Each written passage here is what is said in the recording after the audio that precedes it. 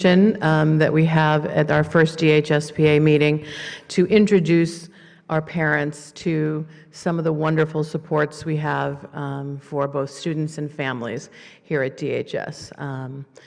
We hope that at the end of the presentation, you all feel, and maybe those who watch it later on recording, will see that there are many, many places for our students to turn for support, as well as you as families, because the end result of this conversation will be you can reach out to any of us and we will get you in the right place for the support that you need. So we have a wonderful group of people, many of whom are new to the district, and so I asked them especially to take on the role in their particular expertise so that you would get to meet some of our wonderful additions to the staff. So we'll start with everyone introducing themselves and telling you a little bit about their role at DHS, and then we'll do some conversation with questions and answers. All right, we'll start with Stacy.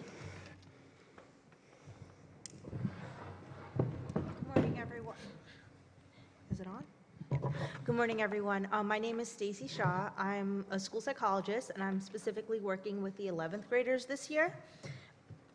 This is my 8th year as a school psychologist. Obviously, testing is a big part of what I do, but also I really try to connect with the students, not just the ones that are on my caseload, but any student that I see in the hallway, smile at them, let them know that there's some snacks. My office is a quiet, soft space for if they just need a couple minutes or they need a little bit of support. And I'm not just a place for them to go if they're having a crisis or having a bad day. I like good news too. So I encourage them to stop by and share something good that's been happening in their day. My approach to psychology and just working especially with high school students is preparing them for life after high school. And so yes, there is a big emphasis and appreciation on academics and grades, but that is going to be one drop in the whole bucket of their life. And it's really important for them to learn life skills, problem solving, working collaboratively, just things that they're going to need in order to be successful, good human beings. Don't know how I'm going to follow that one up. Well, I'm Sam Parton. I'm the school social worker. I like to say that I'm available to all kids around the school. I work all grade levels. I do have a caseload of students that I work with on a weekly basis. But if any sort of crisis happens or loss or anything else, I'm always available to help out with your students. I also like to say that I'm the cross-country and track coach, so I get to see more than just the students that come into my office. I try and, put my name out there as much as I can in the school, just to connect with any student. So if, any student wants to come by and hang out, or same with Stacy, it can be, those fun talks where you just want to chill and relax a little bit right in between class when you don't know what to do during a free period, or it can be that place where we actually do talk about how to build self-confidence and how to deal with anxiety or grades or anything else that's going on in their lives. Another big piece when it comes to both of our jobs is the idea of supports in and outside of school for families and students. So if there is ever a time where anyone is kind of looking for that support, we're definitely people that you can contact in that respect. All right? Good morning, everybody. I'm Ronnie Rodier. I am the new math chair for grades 6 to 12. My responsibilities include overseeing the curriculum and implementation and revision for mathematics in grades 6 to 12. I am in and out of classrooms every day, and as much as possible supporting teachers. Part of my responsibilities also, I look at resources for the department. I evaluate teachers, and really just try to help keep moving us forward. So we know that all students here, especially at the high school, are cognitively challenged and receiving the best possible math in their classroom. I love Darien High School. I love seeing the kids, and we have an incredible staff that I get to work with every day. I'm Allison Mullane. I just realized I've been pronouncing Ronnie's last name wrong since I started here. I'll correct that. I'm one of 3 assistant principals, so this is my 10th year as an administrator, but my first year in Darien. As the assistant principals, we really oversee student life, so we're here to support students in their, in helping them understand appropriate behavior and develop those competencies that we all want them to have for the vision of the graduate, kind of that independence and ability to manage themselves, their time. We also support students and families through the PPT process, should they need special education. And we work with the teachers to ensure that great quality teaching and learning is going on in each and every classroom. So we're, in terms of the discipline, while we have to give consequences, we really try to make it a learning experience for students to help them understand that, you know, we want them to make mistakes when they're in high school because we want them to learn and grow while they have us and this whole team as a safety net. So if you do get a call from one of the 3 of us, it's not a bad thing. It's an opportunity for growth.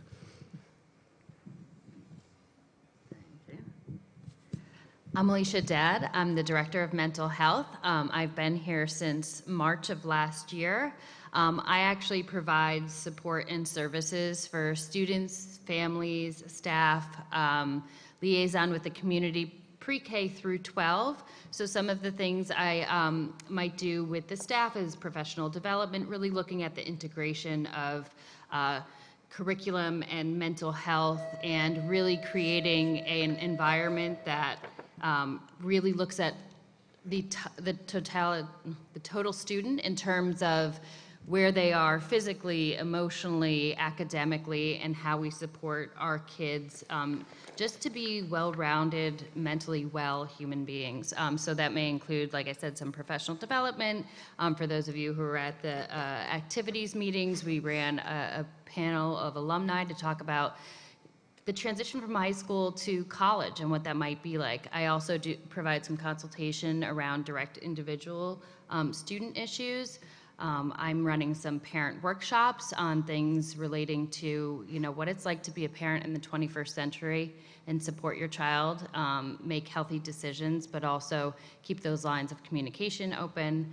I've worked with some of the sports teams to talk about balancing the pressures of both academics and sports. I would love to continue to do that. I have the honor of liaison with a lot of our community organizations. Tomorrow night, the Thriving Youth is going to present the results on the latest survey, so I'll be part of that panel as well. As everyone has said, it's a remarkable group of people. Every time I'm in a meeting, I'm just astounded by the professionalism and knowledge everybody has in their discipline, so I'm grateful to be part of this team. Is this one on? Okay. Hi, everyone. My name is Janine Newell. I am the department chair for special education here at the high school. And some of my responsibilities include overseeing the department, including teachers, speech language pathologists, school psychologists, and ensuring that all students who have an IEP and are receiving specialized instruction are getting the services that they are mandated for through their IEP.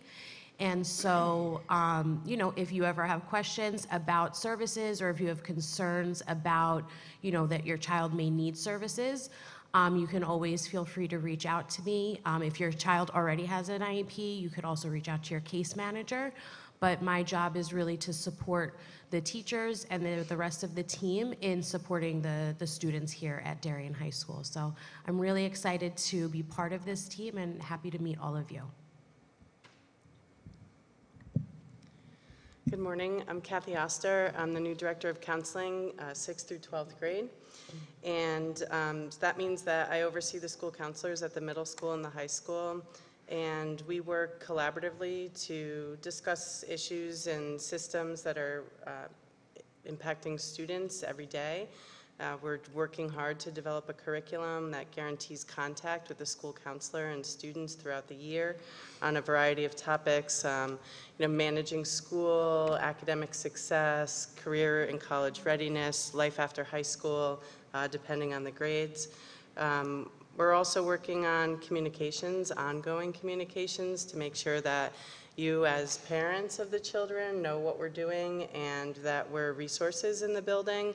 I'm a lifelong school counselor. This is my 30th year in the profession, and I feel very strongly that school counselors, the school counseling office is a bit of a hub in the high school, and that if you ever don't know where to go or who to contact about something, that you can always start with the school counselor. I also am the administrator on most 504s, and I coordinate the standardized testing for the high school, which includes the PSAT that's coming on October 30th. If you haven't registered or attended a readiness session, here's a reminder. We'll have the SAT for juniors in March, and then the AP testing. That's the first couple weeks in May. Hi, everyone. I am Joyce Sixsmith, and I am the Connections Counselor. It's my 8th year here at Darien High School. I see kids for all reasons, but my specialty is substance abuse and families that struggle with addiction. I'm here part-time, but available 7 days a week on my cell phone. You can always reach me. So let me tell you a little bit about how kids come to me. Sometimes they do get mandated when they get in trouble, if they're under the influence or caught with a substance, and they come to see me 2 times. And together as a team, the student and I and their parents figure out what's best. Sometimes they'll continue to come see me. Sometimes they might get an outside referral, but it's always been a positive. I also run what's called Blue Wave Council. I love it so. It is a group of teens that commit to substance-free living, and we do a variety of topics, educational forums. Sam has come, Ellen has come, Alicia's come, been very blessed. I'm going to have Ashley soon. I like to bring folks from the school in so they can share, most importantly, so the kids can see how much our wonderful team cares so deeply about emotional health. It's going nicely. We had about 44 kids sign up at a club fair. Last but not least, I just want to say, please call me. I have a big network of referrals. Even if you don't need your kid to see me or you to see me, if you just want to get a name privately, I'm open to that at any time. Thank you so much for coming today. Hi, everyone. I'm Ashley Lopez. I'm the Teen Talk Counselor for Darien High School. Teen Talk is actually through the organization Kids in Crisis, and pretty much what I do here at the school is offer that one-on-one counseling to students. This program is available to all students of the school. It's a voluntary program, and it is confidential. So pretty much it is, again, one-on-one counseling to those students who might just need additional support in mental health or, crisis intervention if needed. And the cool thing with Kids in Crisis, if you guys didn't know, is that we also offer a 24/7 helpline. So in the event that, after school hours, a student, family, or a provider needed additional support or just needed resources or, an ear to listen, that resource is also accessible to all students and families. And thank you. Thank you for having me. I'm excited to be here.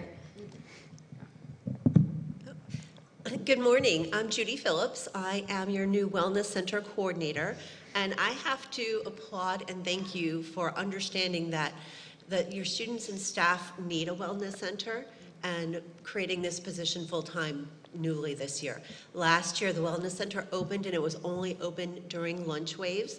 This year, we are open from first bell to the last bell of the day.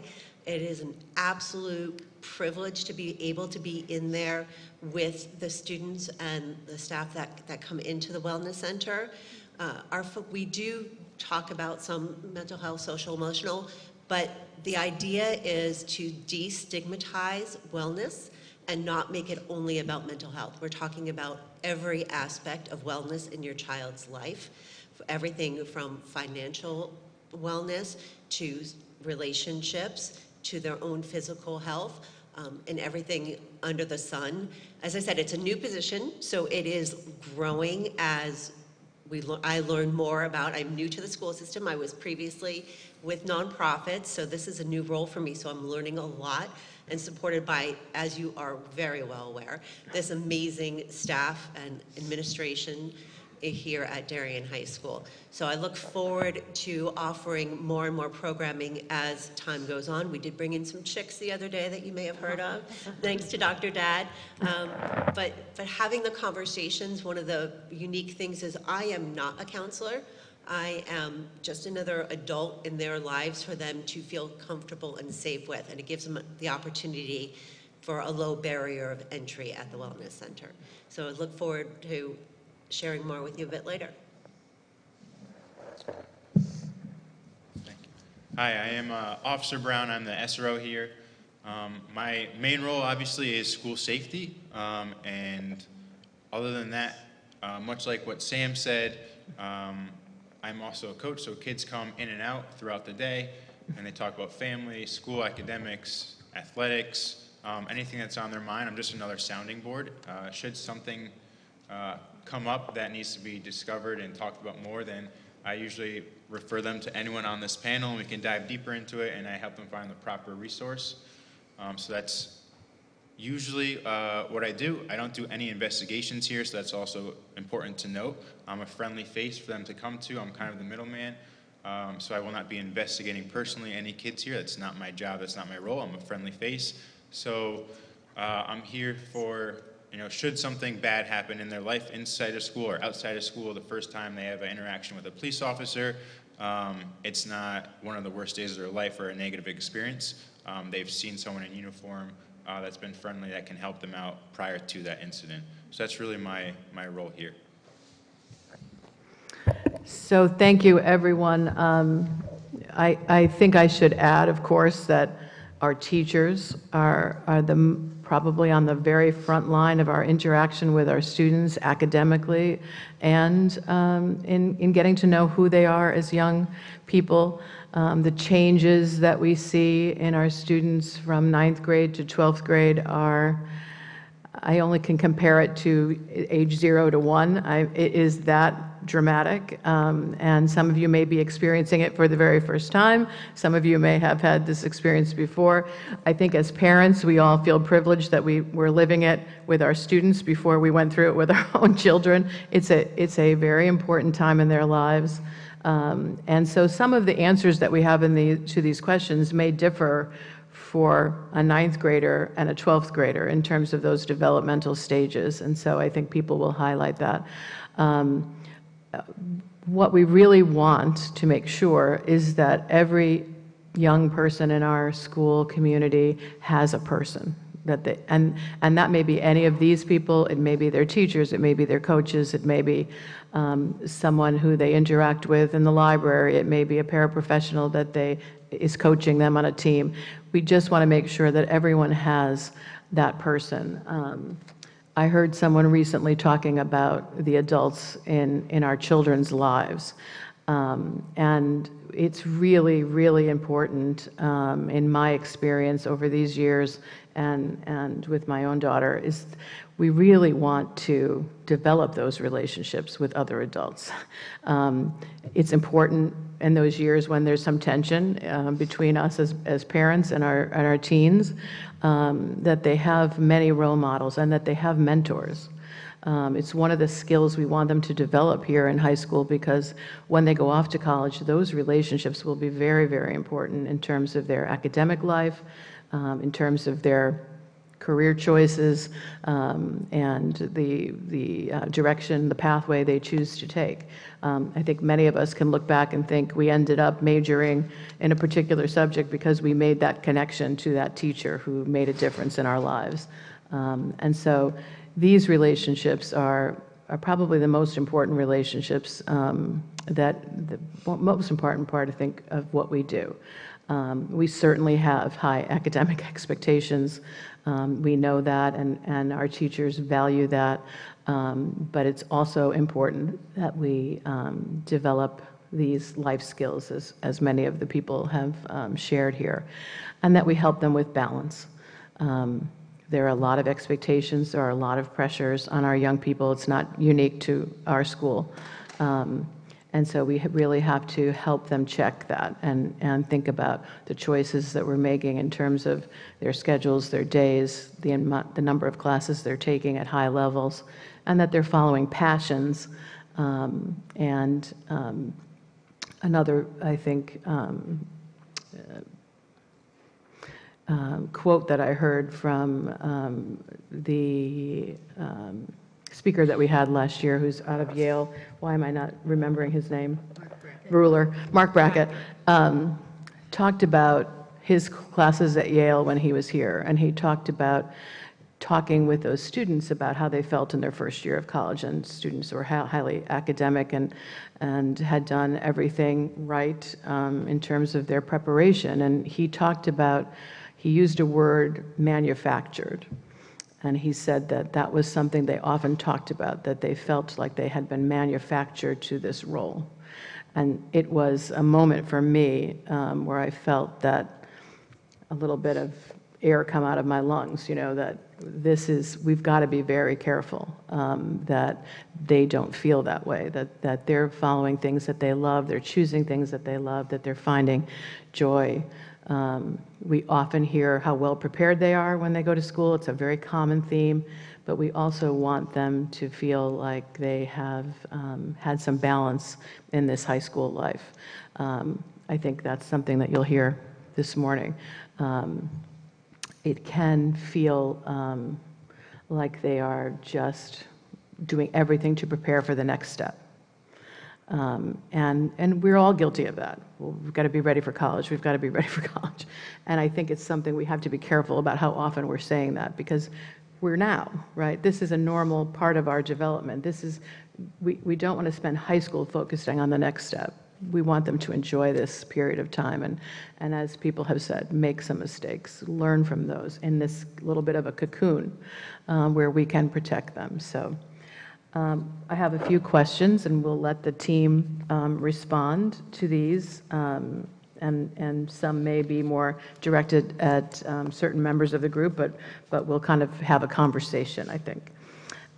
So as a parent, when should I allow my student to navigate an academically challenging situation, and at what point should I intervene?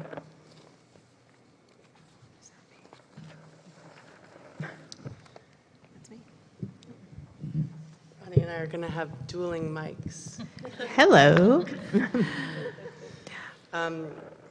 So when should you intervene? I mean, I think you're always involved, right? I think that when students come up to the high school, though, we're really working hard to develop their confidence and their capacity to be independent and self-directed.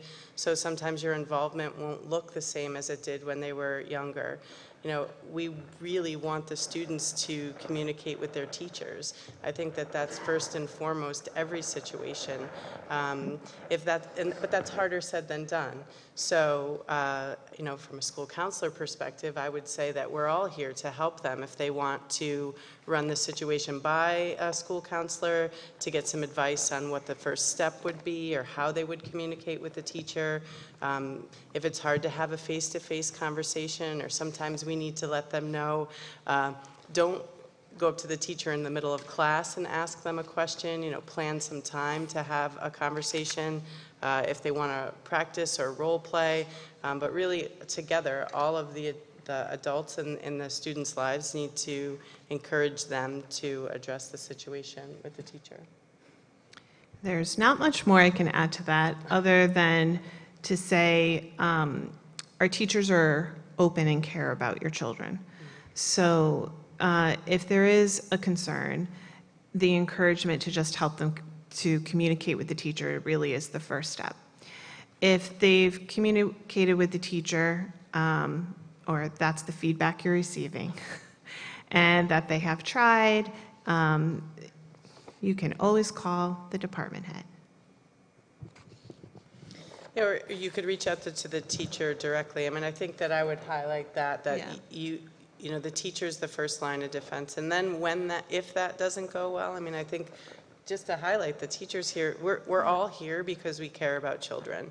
And that We want them to learn. We want them to be happy. We want them to be successful. And sometimes we don't know what they think we know. So encouraging that communication is super helpful. And then if you need to go to the next step, there's lots of next steps, right? Yeah, I mean, There's totally. the teacher, the department Yeah. chair, the school counselor, the director of counseling, the Right. administration. I mean, it's case by case for sure. It depends on the situation. Like if you see a 0 in Aspen, I would say, let's wait and see what happens. That 0 could be a placeholder. I mean, there's just so many different situations. It's case by case. But ideally, the teachers are there for your kids. And if they communicate with the teacher, that's really the first step. And certainly, all the teachers are willing to communicate with you as well. Related to that, I think we've probably all who've had teenagers had a time when our student comes home and is really needing to vent about something, and they are just letting it out, and they have had an interaction with a teacher or a disappointing grade, and how would you advise a parent to handle that situation? I once heard from a colleague, when they get on the roller coaster, try not to get on the roller coaster with them. Right. And I thought that was a very succinct way of saying this, but I have wonderful experts here who might be able to share better advice than that. So when I first saw this question, it really resonated. I didn't mention I also have a sophomore, so I think the first thing that you do is pat yourself on the back that your child's come to talk to you about it, because I think the first and foremost thing we want to do is keep a conversation going with our teenagers, and that really speaks to, I'm coming to my parents with this. I think one of the things that we really want to be mindful of is are they just coming for venting and validation, and they want you to hear them? Or are they looking for problem solving? And sometimes kids don't really know. Sometimes when they're really escalated, I remember a parent was telling me, their student came home and it was a younger student from their first day, and they talked about how awful everything was, and it was just the toughest day, and then the parent got all activated and ready to intervene on their behalf, and then the dad said, well, on a scale of 1 to 10, how was the day? And they're like, it was about an 8. So it was, different intentions. So I think being mindful of, is it to vent and get validation, or do we need to move to problem solving? And when we think about validation for our students and our young people, we want to make sure we're validating what's valid and not validate what's invalid. So a kid comes home, my teacher hates me. Okay, you can mindfully say, I'm hearing that you feel like there's something going on, that it doesn't feel like, but that's different than validating, you're right, your teacher hates you. We know that's generally not the case, and that might be an emotion-minded reaction, but we can really validate the emotional experience that our kids are going through. This sounds like you really had a difficult day. It sounds like you have so much going on. It sounds like this is overwhelming, or the interaction didn't go. It makes total sense why you would feel that way. So that validation, sometimes that in and of itself will diffuse the intensity, right? I'm heard, people understand me. The other side of that is problem solving. If they really want to follow up, something didn't go the way that they want, you really want to empower them. If they want to reach out to the teacher, our urge might be, I'll do that, I'll reach out, I'll take over. And what we inadvertently can do sometimes is communicate that while I'm trying to support you, I actually don't feel like you're able to do this on your own. I need to do it for you. So I'd encourage you, if there is some problem solving, maybe they are going to write the email and you're going to review it. Maybe it's you sit down together and you write the email together.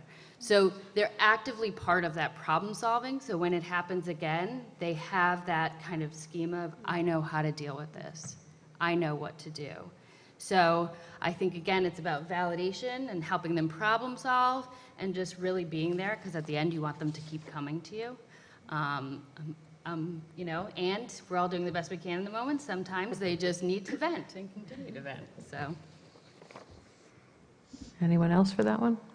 Alicia's got that one done. Just going to jump. Oh, you have Joyce. something? You go. Just going to say, I'm just a drug counselor, but I just think it's so important to coach alongside of them. It's really like practice for when they have other authority figures, a boss, other teachers and things. And I love when Ellen always says, it's so safe now with you there for them to learn.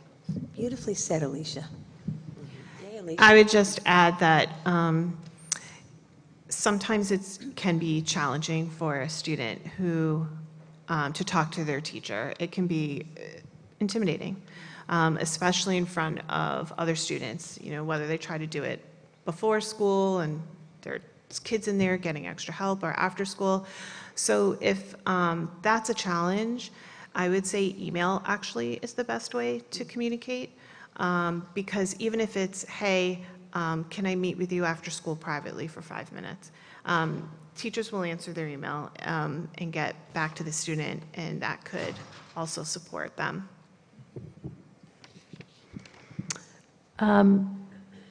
Changing gears a little bit, one of the things that I think as parents we're trying to build with our students and our support team at school, a progression of challenge over time from 9th grade to 12th grade. Can we talk about when we might feel it's ready for, or a student is ready to pursue an honors or an AP level class? Can there be too many honors and AP level classes in a student's schedule? What expertise do we have to offer here? Well, yes, you can have too many. But we were at a board meeting last night, and the conversation with APs comes up about how many is too many, and I think that really the big challenge is to figure out what's right for each child, like what's right for your child.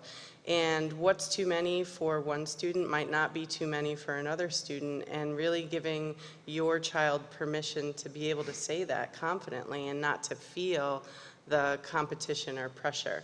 So yes, we want students to take challenging classes. We want students to do well in the most rigorous classes they can do well in, not the most rigorous classes offered at Darien High School. And I think that that's a real challenge. Thinking about coming into freshman year and taking 300 level classes and doing well in them, getting acclimated to the school, and then collaborating with you and with the teachers and with the school counselors to decide which areas they want to take on some more challenge, and perhaps take a 400 level class sophomore year. By junior year, if they're interested in maybe experimenting with an AP class. But to echo what Ellen has said about the balance, and to take on challenge maybe where they find meaning, not to jump into the machine, but to take a really challenging class in an area that taps into one of their passions. So we don't want them to go from 0 400 level classes or AP classes to 5. And I think when people talk about being worried about their transcript or their GPA or how this is going to look for college, colleges are very aware and appreciate that progression where a student goes from doing well academically in a 300 level class to taking on more rigor and continuing to do well. They don't want to see students taking really challenging classes and not doing well in them, and they don't want to see students taking classes that they get straight A's in, so it's really finding that balance for your child. I think it's important to note that when students are taking AP classes, they're taking college level classes. When a student's in college, a full course load is between 4 to 5 classes, but then they don't have to take all of the other things that they have to do here at Darien, or at any high school. There's a certain number of credits that are required every year. So they're not just taking those 4 or 5 college courses, they're also taking other classes as well. And then they have sports after school and clubs and activities. So it really is just a lot about time. And I think, as everyone said, that balance is hugely important.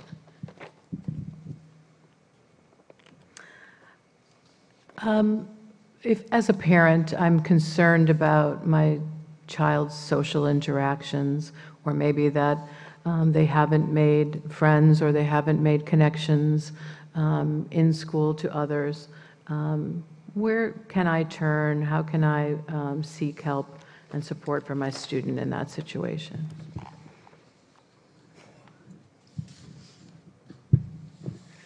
Hello again.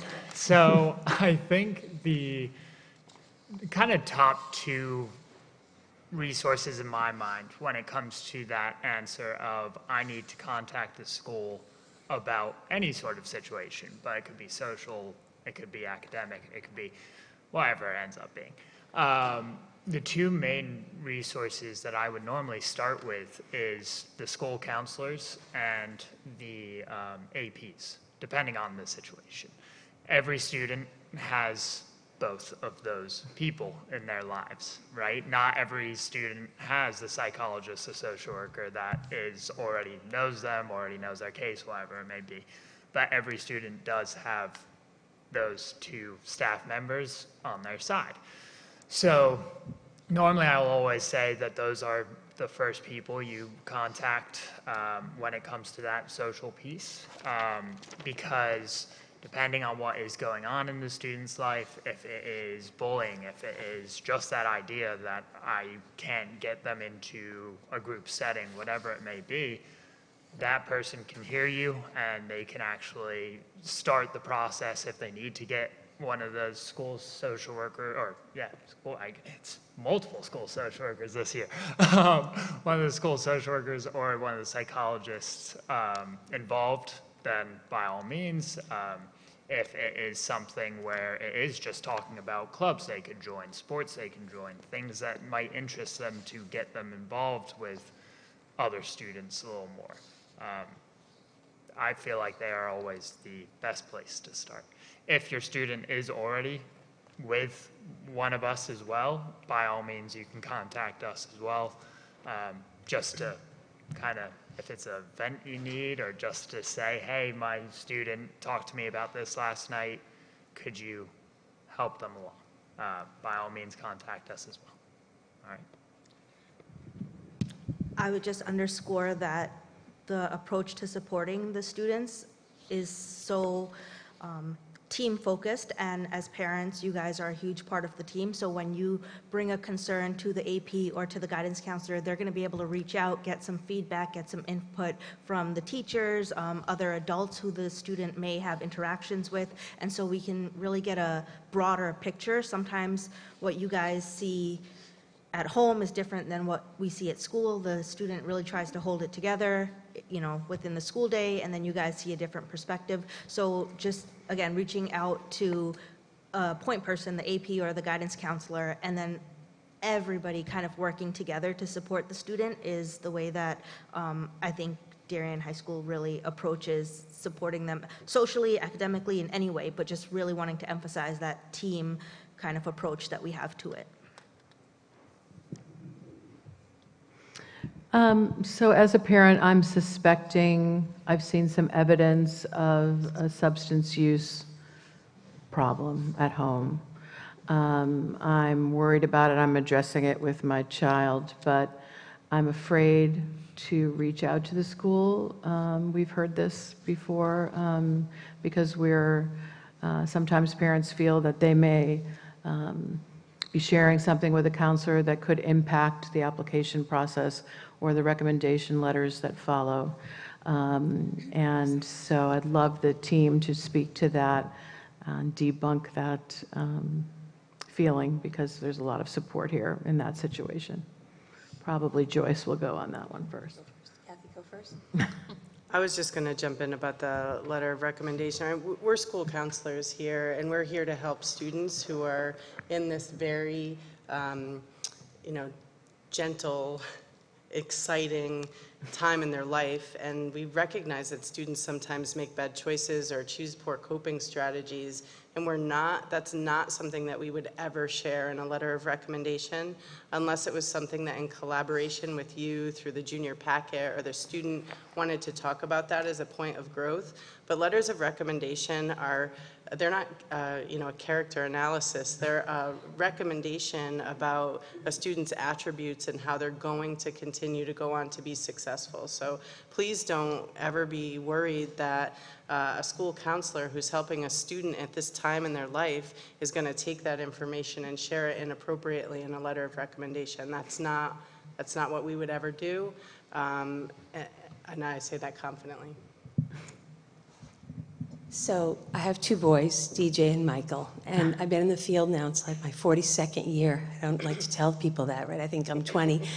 And every time a kid or a parent calls me, I always think, what if that was DJ, Michael? What if that was me or my husband Dan calling? And it's such a sensitive thing.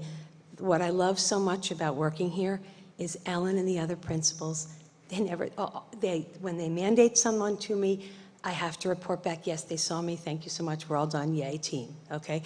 But I guess the beauty of my little office up there and me coming and going, it's very private, the kids call me Joyce, I'm woven into other things, I go to health, and I do the Blue Wave Council, so it's very normal, and with the parents, know that they never ask me details. Unless someone is in danger or hurting someone else, it's the only time I have to report anything.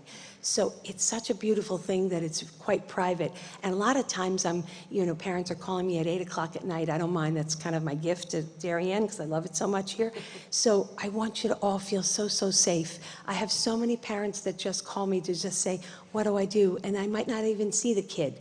And I've also made times where I'll come in at 6:30 or 7 to see parents, they don't want to be seen or whatever you'd like. So really have peace about it. What's so important is that we act quickly, right? If you're ever worried about anything, we take care of it and we find the right plan. I hope that was okay.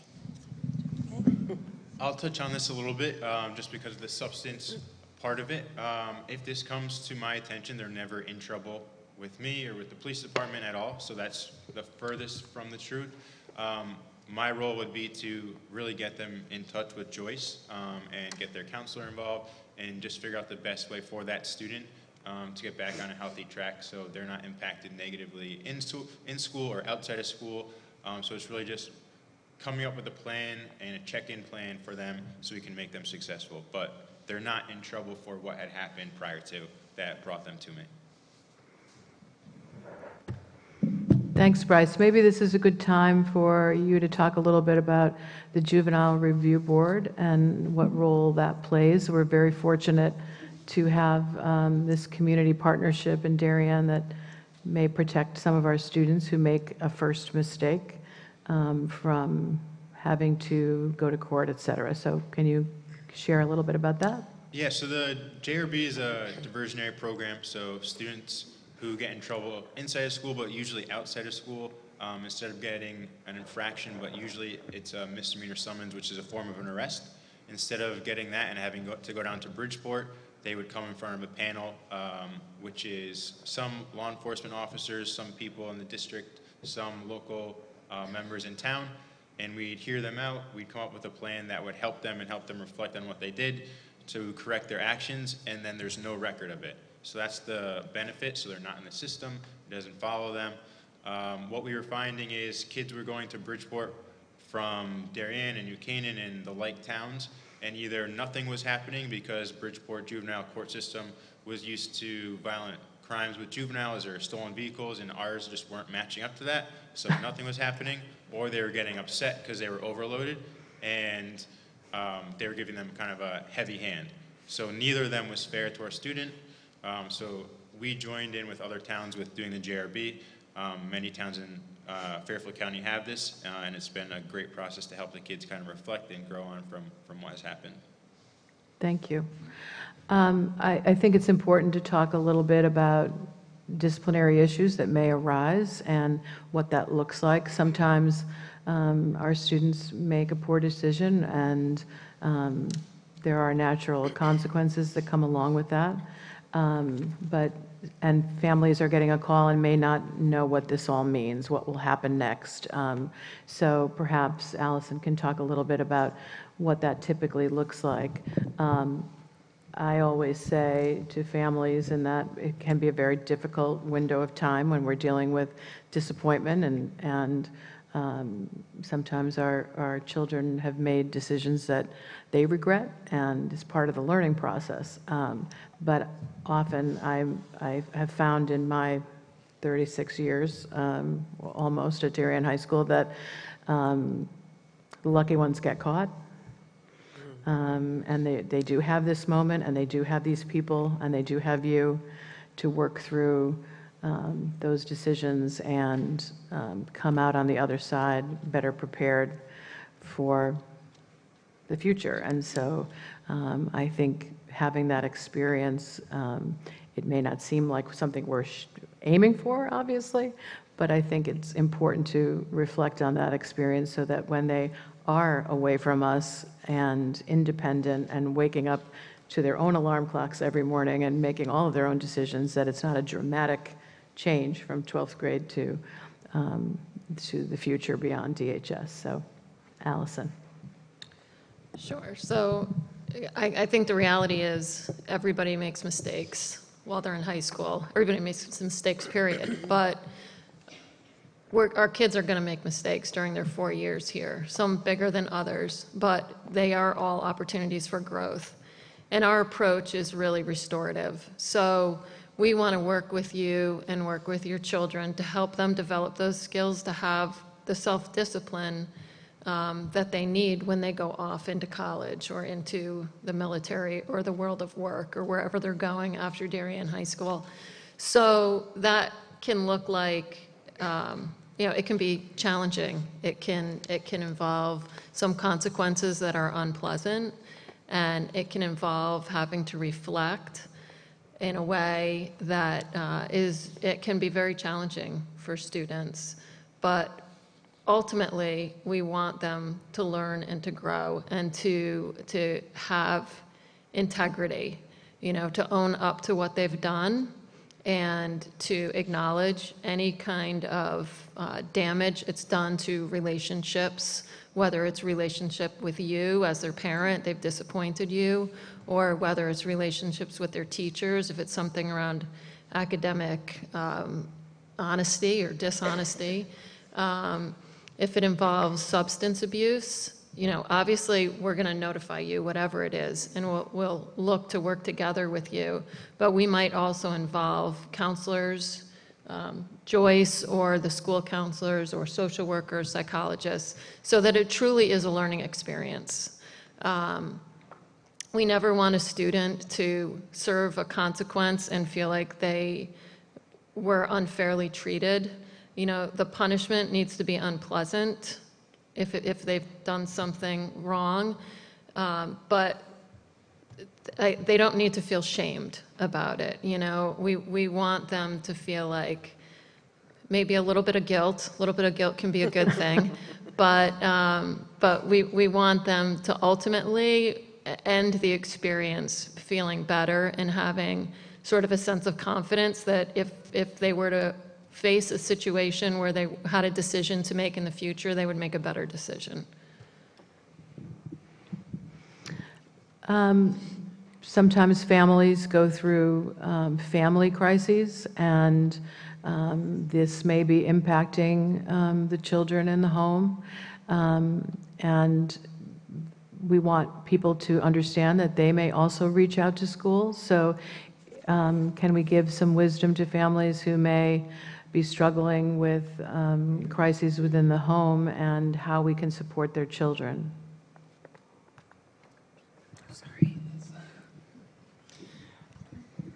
I'm just going to, repeat again that if you don't know who to ask, that the school counselors are great first contacts, and that I think that we're very well informed as to who the other colleagues are, or if it's something that we should communicate with teachers, or refer to someone here or in the community who could be of more support. To reiterate what Mr. Parton had said earlier about every student has an AP and every student has a school counselor, and so I feel like they are a really good first line of defense. You share as much or as little as you want. The focus is going to just be on getting the family and the student hooked up with supports, whether it's more so in-school support for the student, but as a school system, there are resources that we can suggest or provide to you if you needed to seek help within the community aspect of it. Also, just to say, we now do have the Teen Talk counselor, Ashley, who would be a great resource in that respect as well. Just for outside supports, anything else, if it is that kind of crisis situation or if it's that grief situation, and you really just want your kid to talk to someone in the school, Ashley, myself are two definite contacts that would be willing to help and willing to talk, as long as the student is also willing. Yeah. And then with that being said, just to add, I know a lot of times we like to keep things within our community and everything, but outside resources like Kids in Crisis is there, the helpline is there. You don't have to, like Stacy said, you can stay as minimal as you want with the information, but it's another resource to just listen, to help, to give advice, recommendations, things of that nature. So it's definitely something not to forget.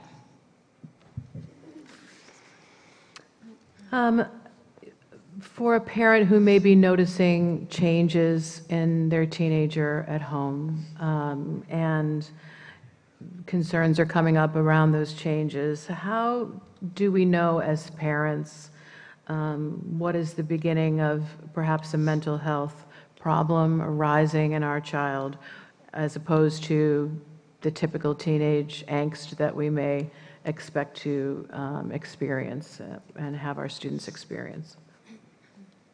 Alicia, maybe? Yeah.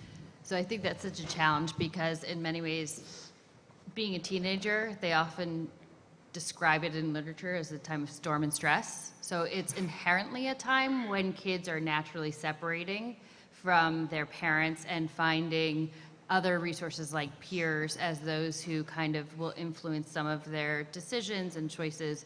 And so I think, I'm even reflecting back on what one of the graduates had said, if you see some changes in your child, they're transitioning friend groups, they're kind of exploring their own identity and what their passions are, that's typical for this age. However, if there is something more drastic, like if you notice things like changes, they're eating, they're sleeping, if they're withdrawing more, if there are things that used to typically bring them joy or they might like to do, they're not doing that as much. Those are hallmarks to really then lean in a little bit. And I'm going to come back to that validation. Oftentimes when you have those difficult conversations with kids, even though there's a reluctance, there's also a relief that you're asking those questions. So don't hesitate to ask those questions. How are you doing? What's going on? I know you may not want to talk, and I'm here for you. I think it can be such a relief for a kid to hear that from their parent. It is difficult to be a teenager.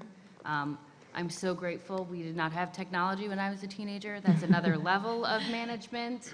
And so they just have a lot on their plate. So I think having those honest conversations, and not just once.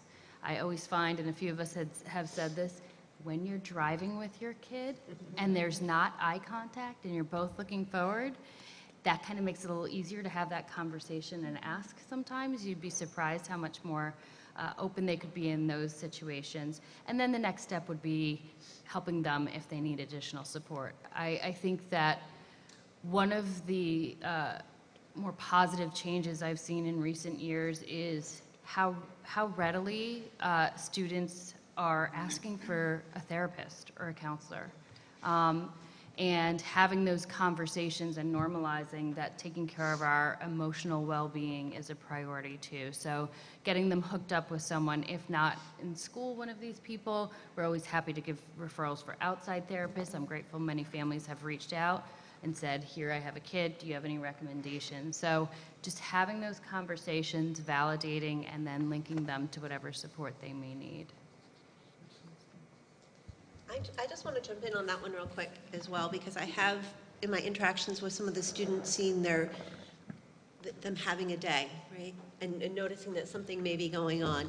So definitely talk to them, but also if you suspect something is changing, please reach out to the counselors or a member of the team and raise your concern to them and see what they've observed as well. Because as someone said earlier, they do come home and let it all out, right? So if that's also being seen in the school to have changed, that's something to be aware of as well. So don't worry alone. So I think we'll end on one question, which is going to be a stumper. any advice you can give to all of us about the phone and social media and helping our students navigate this brave new world that they're in. I'll start. Go ahead, Math Department Chair, let's see. Let them use their phone. It's okay. But I think with everything that we've said today, I think our overall theme, because we work with kids all the time and we care so much, is that balance and making sure that it's healthy. So ideally when, if they're like what I like to call stuck at home, we just want to make sure that they're perhaps stuck in the right way. Like for example, if they're on their phone playing a math logic puzzle, that's fine. However, if they perhaps are stuck and using it as a tool for avoidance, which is a lot of times what we see, that could be a larger conversation. And ideally in school, we actually encourage technology. If it's used as a tool, it's okay, but we don't want it to be a distraction or being used for anything that would compromise their academic growth and social growth. I think this is such a hard thing because kids know, they absorb what's happening, they watch us, and technology is a vital part of all of our lives. So oftentimes you'll get, it's not bad, right? Like it's just something, this is how I connect with my friends. I think it's so important how we, knowing its challenges, model the use of technology. If we're telling our kids, you know, you just spent an hour scrolling, are we doing the same? And if we are, it's an opportunity for conversation to even say, wow, I noticed when I started this, I was feeling this way, and I just lost an hour of my own time. I couldn't get it back.